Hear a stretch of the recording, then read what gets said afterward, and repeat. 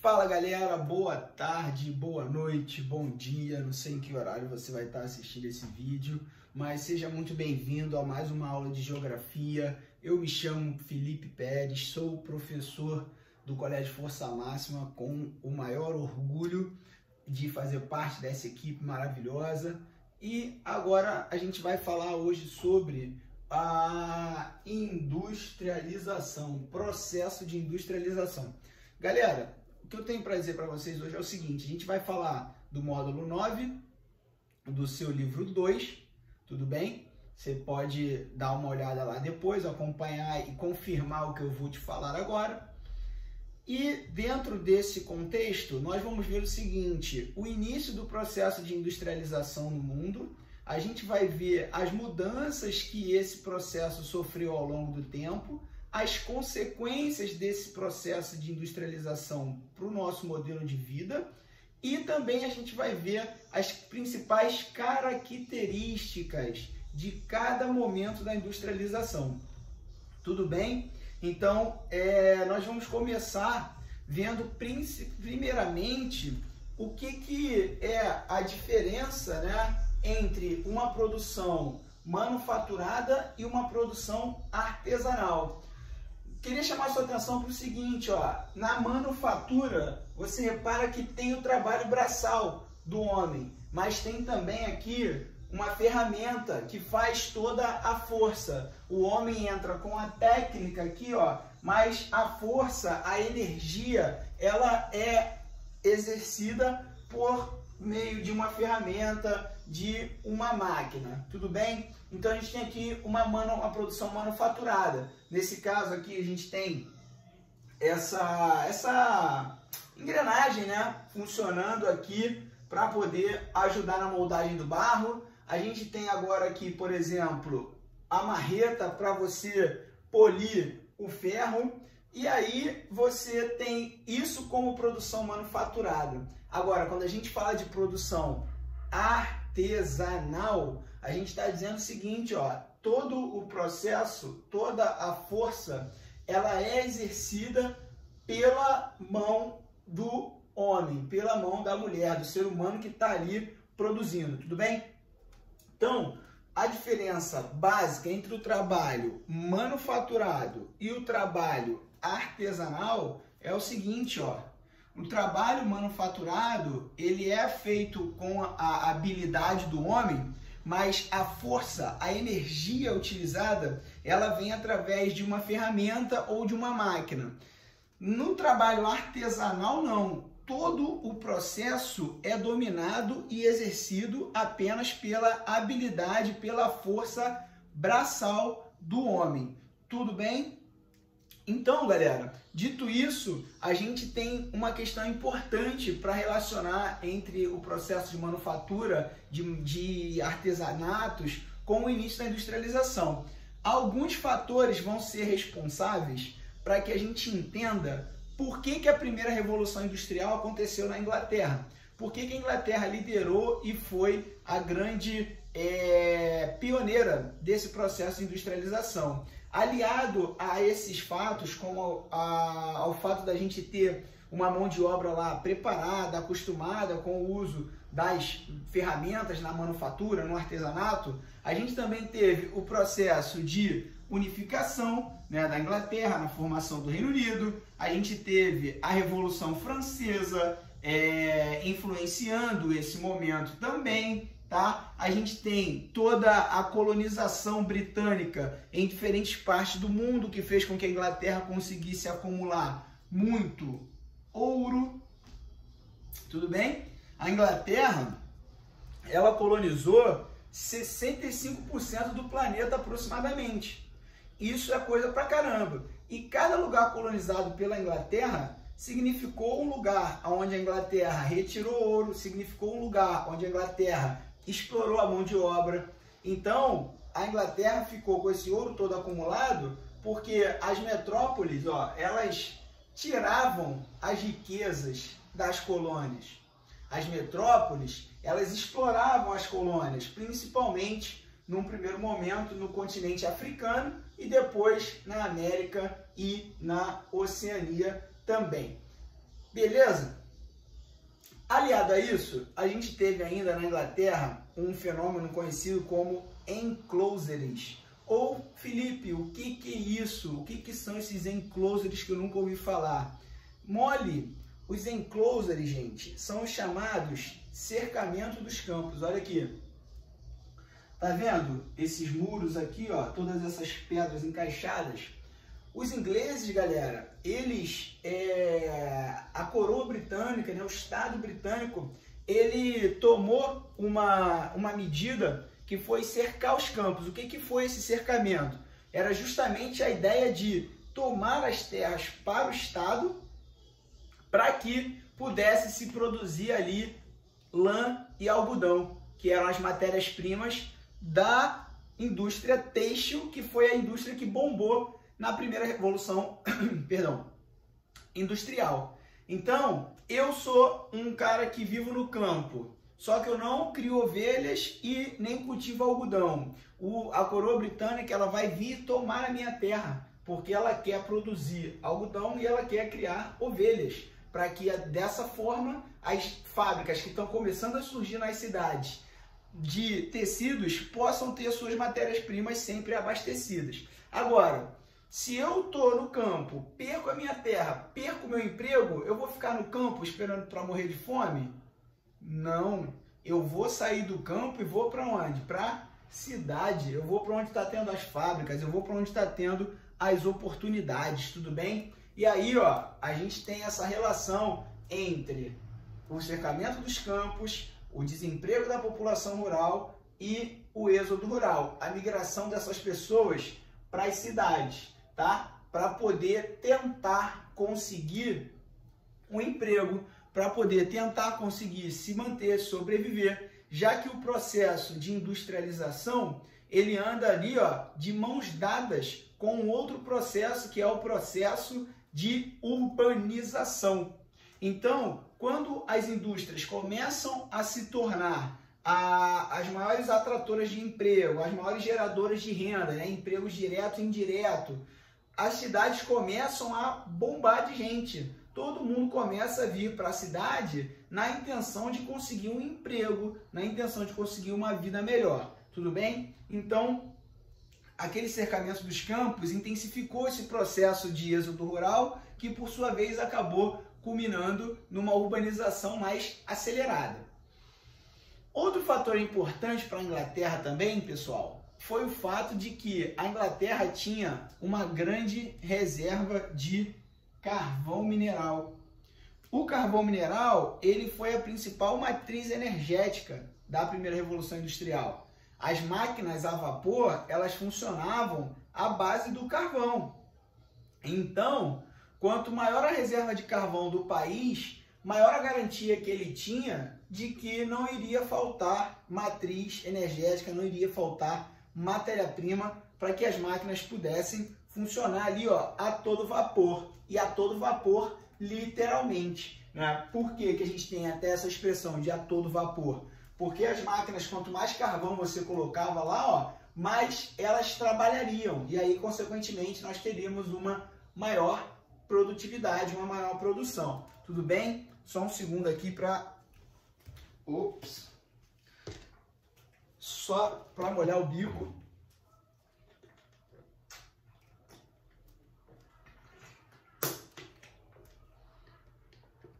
Bom, queridos, então, essas máquinas funcionavam a vapor.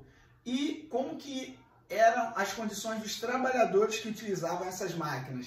Galera, nessa época não existia direito trabalhista, não existia sindicato para cobrar ainda, né? Não existia fiscalização. A noção que nós temos também hoje, né, de criança, adolescência, idade adulta, idoso, também não existiam, né? Então, a gente tem o seguinte, se a pessoa já consegue ficar em pé, já consegue usar os braços, manusear equipamentos, ela já está pronta para trabalhar, tá? Não tem essa de criança, não. Então, olha só, a gente tinha uma exploração muito grande da mão de obra infantil, tudo bem?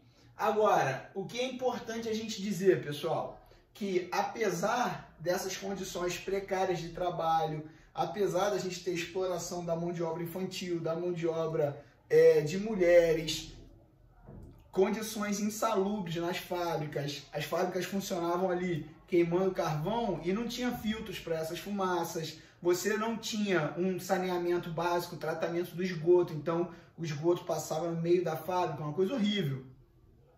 Essas condições, galera, são pontos negativos da primeira Revolução Industrial. Mas a gente não pode deixar de falar o seguinte, essa Revolução Industrial, ela mudou completamente a forma de viver e a forma de produzir, né? A forma de que a sociedade começou a se organizar. Nós deixamos de ser uma sociedade rural, passamos a ser uma sociedade urbana, a gente passou a ter um ritmo de produção de alimentos muito maior, né? A expectativa de vida aumentou. A gente tem que lembrar também que o meio de transporte dessa primeira Revolução Industrial foi o trem.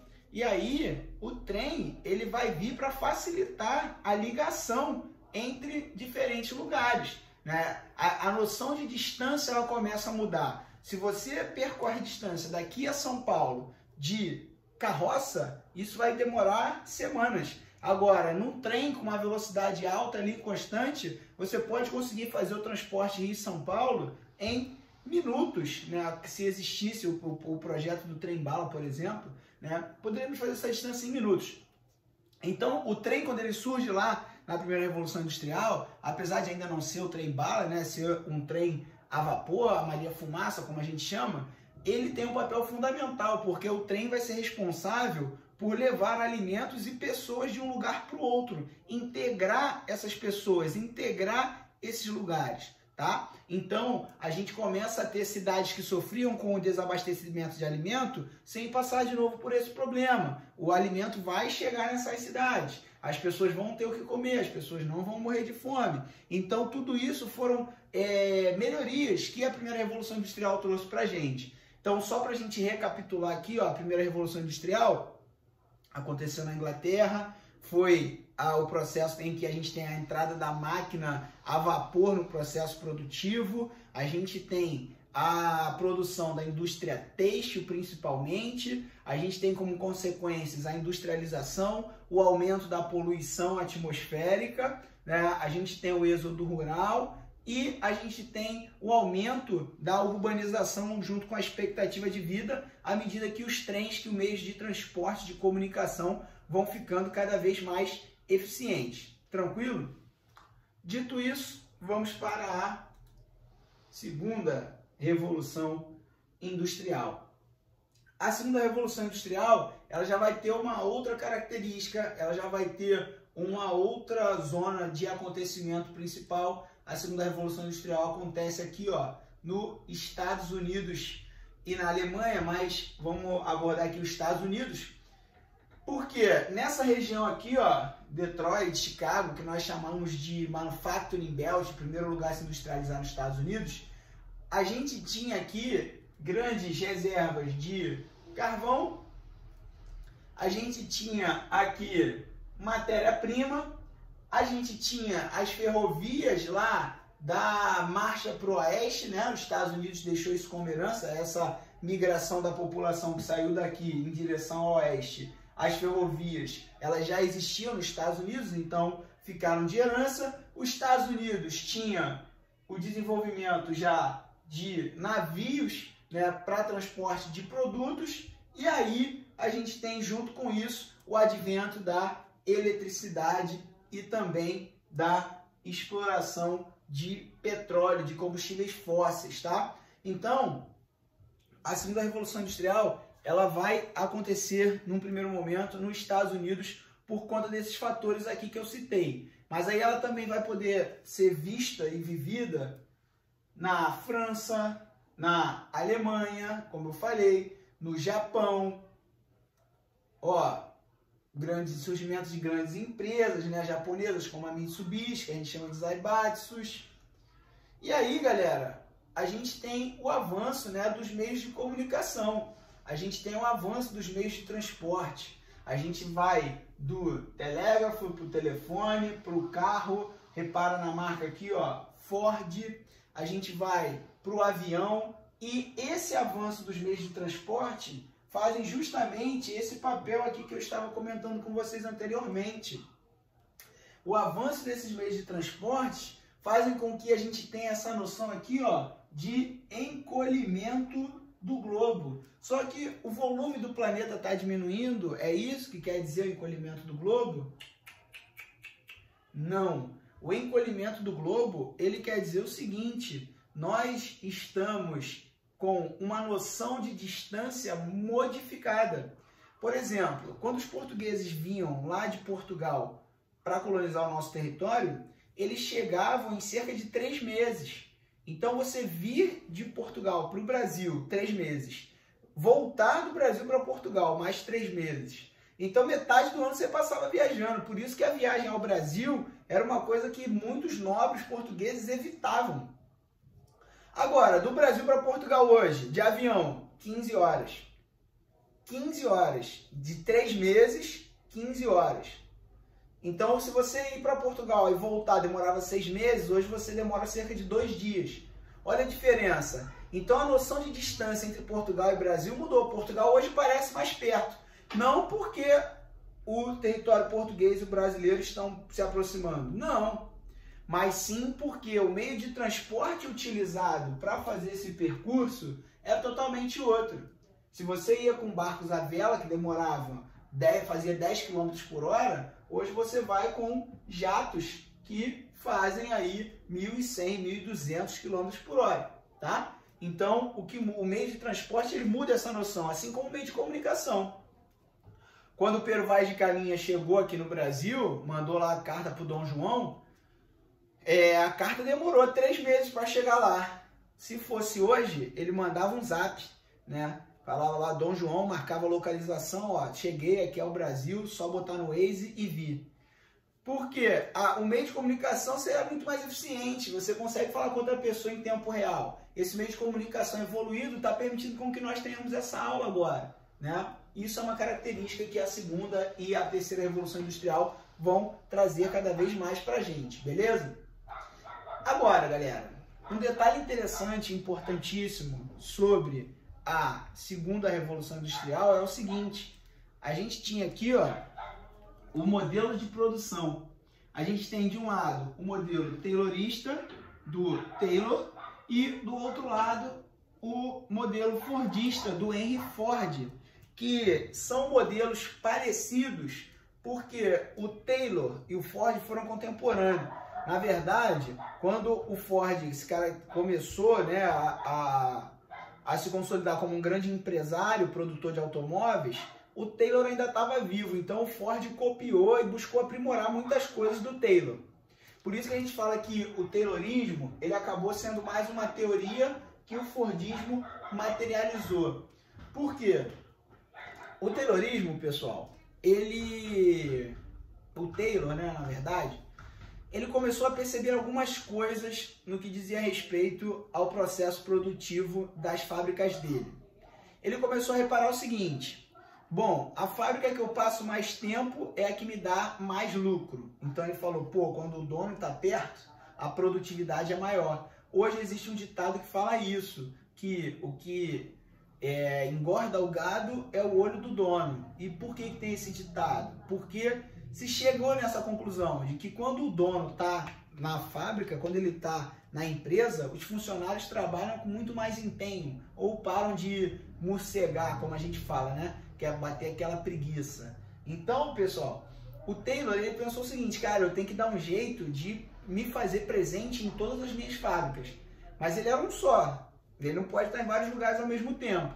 E aí qual foi a ideia dele? Criar a figura do gerente. Alguém que ia poder cobrar dos funcionários como se fosse ele, mas ele pagaria um salário melhor para esse gerente e o gerente cobraria os funcionários para que dessem o melhor de si a todo tempo.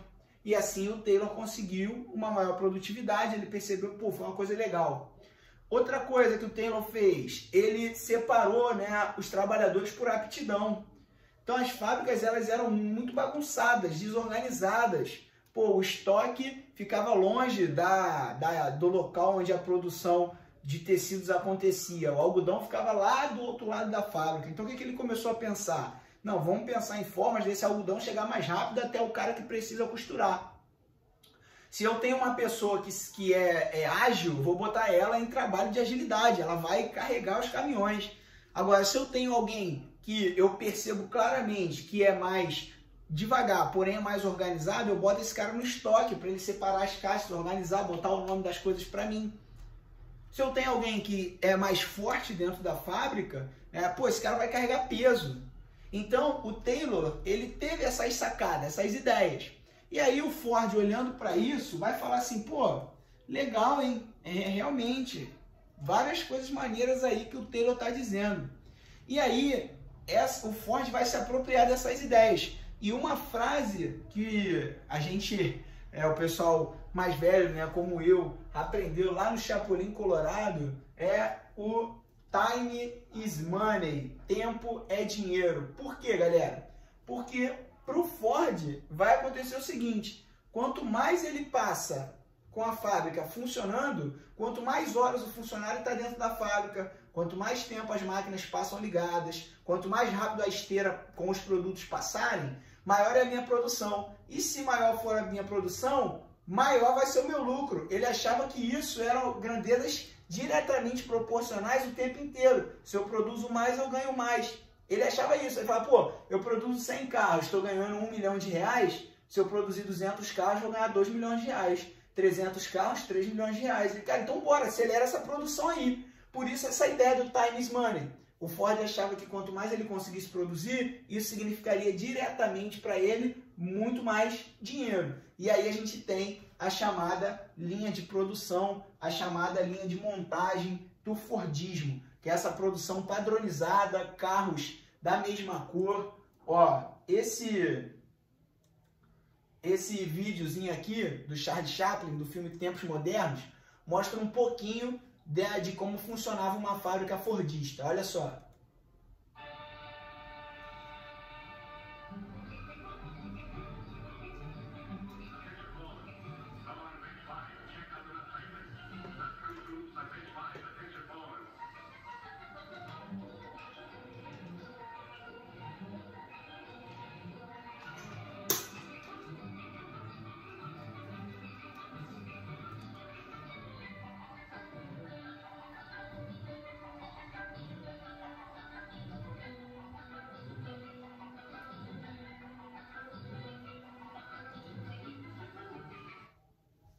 Então, o que vocês puderam ver aí nesse vídeo, gente? Que o cara, ele fica na frente da esteira ali só apertando parafuso. A função dele é essa, apertar parafuso. Aperta, aperta, aperta, aperta, aperta. O mais rápido que você puder, a maior quantidade de parafusos que você puder. Tudo bem? Essa era a lógica fordista. Quanto maior a produção, maior o lucro dele. E aí ele colocava trabalhadores especializados numa produção padronizada na frente da esteira, o cara fazendo a mesma coisa, porque ele acreditava que quanto mais a gente praticasse um exercício, melhor a gente ficaria naquilo. Então ele botava para fazer a mesma função para que o cara alcançasse a perfeição e pudesse produzir o mais rápido. Porque para ele, lembra, tempo é dinheiro. Então quanto mais rápido o cara produz, mais dinheiro o cara está dando para ele no futuro. Isso na cabeça dele. Tanto que ele produzia carros sempre iguais, pessoal. O Ford disse uma frase, todo mundo pode ter o carro que quiser, na cor que quiser, desde que seja preto. Por que ele disse isso, galera? Porque o carro preto secava mais rápido do que qualquer outra tinta. Então o carro preto secava mais rápido do que o branco, do que o verde, do que o amarelo, do que o azul. Então, se para ele tempo é dinheiro e o carro preto seca em 10 minutos, o carro azul seca em meia hora, ó, então o tempo de um carro azul ele faria 3 carros pretos. Então nada de carro azul, carro preto, carro preto, carro preto, carro preto, carro preto. Essa era a ideia do Ford, produção padronizada e na maior velocidade possível. Felipe, mas e se ele não vendesse tudo? O que ele fazia? Botava dentro do estoque, formava grandes estoques. Por quê? Porque o Ford achava, né, e acreditava que aquilo ali vai ser vendido, em algum momento vai ser vendido, vai produzindo, que isso vai sair. E os carros, eles simbolizam, né, retratam muito bem a matriz energética desse segundo momento, que é a matriz chamada de ouro negro, o petróleo, né, tão largamente utilizado no mundo hoje. Esse petróleo, pessoal, ele vai trazer alguns benefícios com relação ao carvão da primeira revolução industrial. O petróleo, ele possui um maior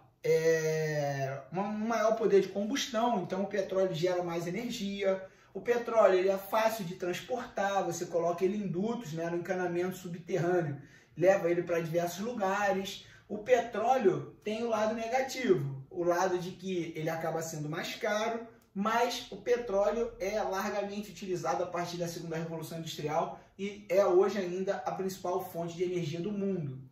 Olha o que a gente estava falando sobre a produção padronizada nessa charge aqui, ó. Vou me aposentar amanhã e sabe o que eu vou fazer? Andar até o fim dessa linha de montagem e descobrir o que estou fazendo há 30 anos. Por que o cara está dizendo isso? Porque ele foi um trabalhador aqui, ó, especializado a vida inteira. Ele só apertava o parafuso, ele nem sabia o que ele estava produzindo lá no final das contas, né? Uma charge que ironiza esse modelo de produção padronizado e repetitivo do Fordismo, beleza? Vou passar aqui rapidinho sobre a crise, né, que o Ford levou para a gente chegar na terceira revolução industrial.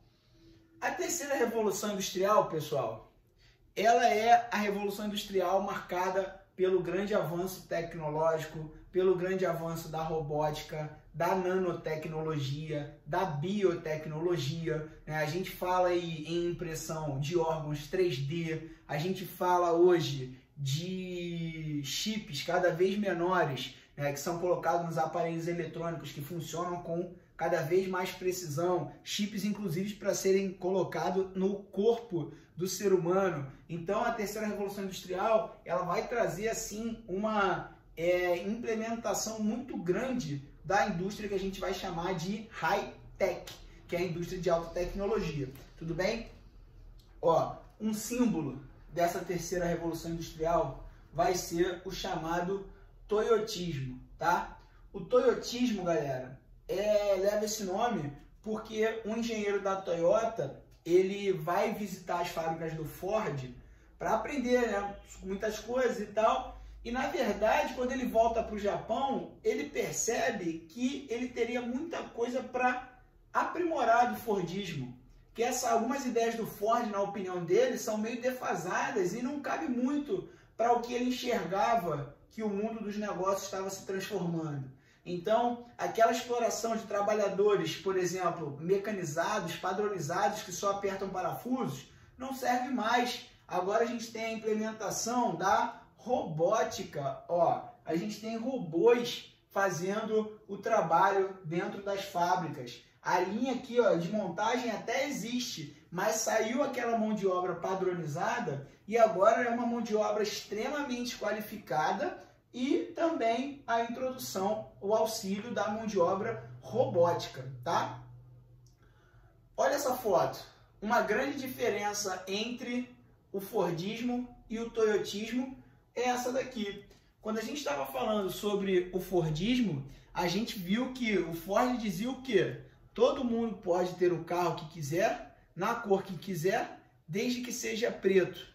Aqui, no toyotismo, não, ó. A gente tem carro branco, carro azul turquesa, carro marrom, carro vermelho, carro amarelo. Essa variedade, porque o Toyota, né, a galera do toyotismo acreditava que a variedade atrai os clientes. O que os toyotistas pensavam? Cara, eu vou produzir só carro preto do mesmo modelo. Pô, o cara tem um carro. Quando que ele vai pensar em trocar de carro? Se o carro produzido é igual ao que ele já tem. Ele não é forçado a trocar de carro. Pô, vou produzir só camisas azuis. Pô, pra que a pessoa vai comprar 10 camisas se só tem camisa azul? Se eu produzir camisa azul, camisa branca, camisa verde, camisa amarela, camisa preta, a pessoa vai comprar uma de cada. Eu incentivo ela a comprar uma de cada. Então o toyotismo pensava nisso, em vez de produção padronizada, uma produção flexível. A produção, ela tem variedade.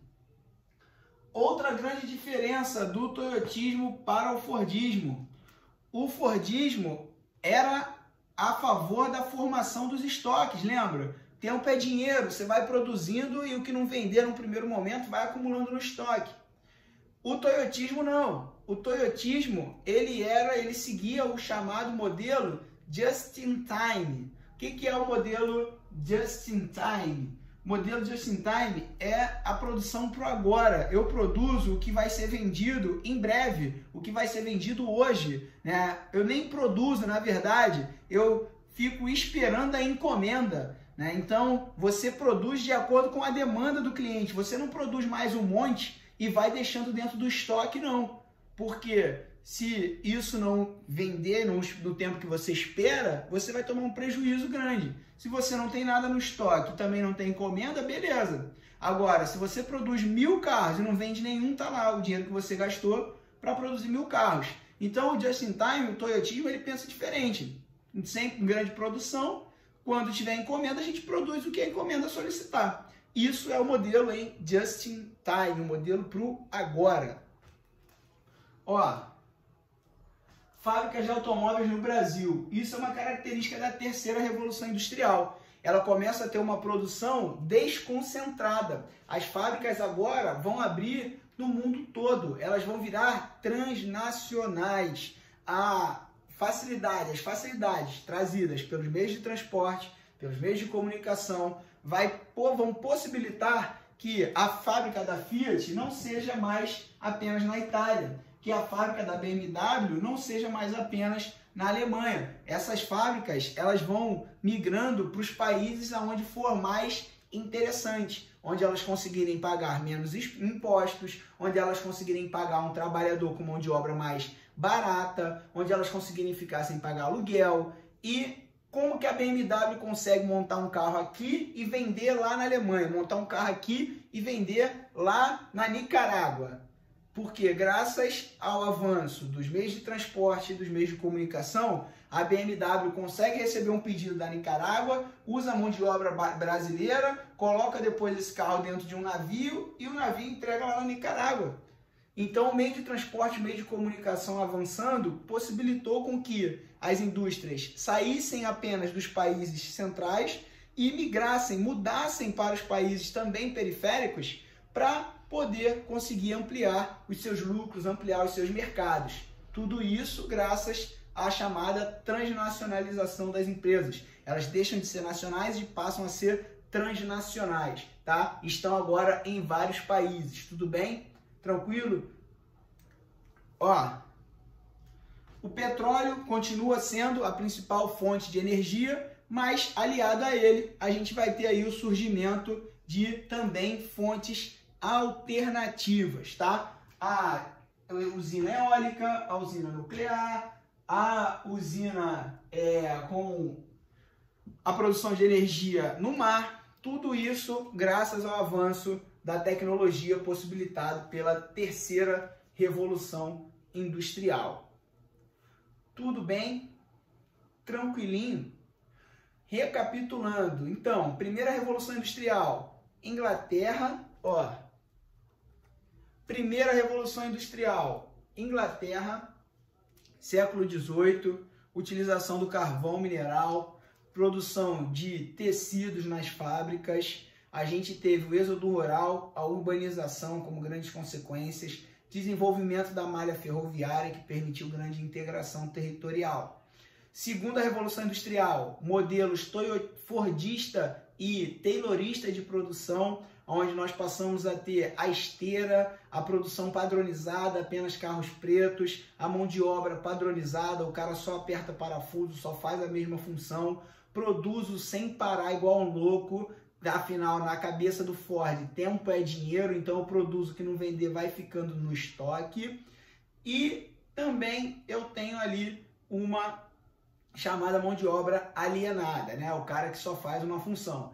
Já na terceira revolução industrial, a gente tem agora as empresas se tornando transnacionais, mudando, abrindo fábricas em vários países, seguindo o modelo toyotista de produção, com uma mão de obra extremamente qualificada e com a produção em just in time, produção pro agora, a produção que espera a encomenda acontecer, a produção que não acontece mais igual uma louca para botar no estoque, só produz o que vai sair em um curto espaço de tempo, tudo bem? E aí, além do petróleo, o surgimento das fontes alternativas de energia, como a eólica e a solar.